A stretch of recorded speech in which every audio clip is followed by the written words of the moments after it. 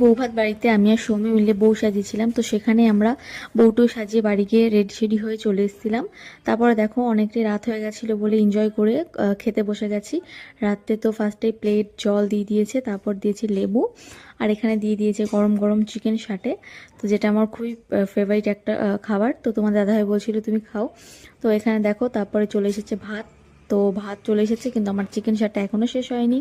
তো তারপরে চলে এসেছে মুগ ডাল, যেটা বিয়েবাড়ির সবথেকে মানে ভালো খাবার আর কি। ভাত, মুগ ডাল, মাছের মাথা দিয়ে মুগ ডাল আর লেবু, যার সঙ্গে চিপস। তো চলে এসেছে সব, তো সেটা দিয়েই মেখে আমরা সবাই খেয়ে নিচ্ছি ঝটপট করে। তো খাবারগুলো খুবই সুন্দর হয়েছিল। তারপরে চলে এসেছে দই কাতলা, এখানে দেখো। তারপরে এই যে, তো দই কাতলা দিয়ে খাওয়া শেষ করতে না করতেই চলে এসেছে হচ্ছে ফ্রায়েড রাইস আর চিকেন কষা। তো ফ্রায়েড রাইস আর চিকেন কষাও নিয়ে নিয়েছি। আর এখন বাজে প্রায় রাত 11:30 মতন, আমরা অনেকটা এনজয় করেছি।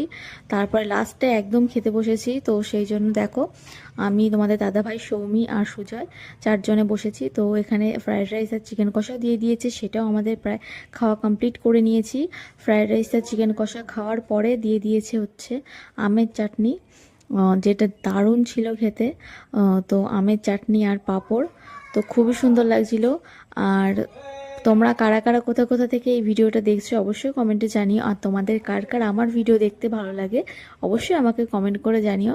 তো এখানে দেখো চাটনি পাঁপড় খাওয়া কমপ্লিট হতে না হতে পড়ে গেছে রসগোল্লা, লট চমচম আর দই। আর এখানে হজমোলাও দিয়ে দিয়েছে। তো দারুণ ছিল আজকে।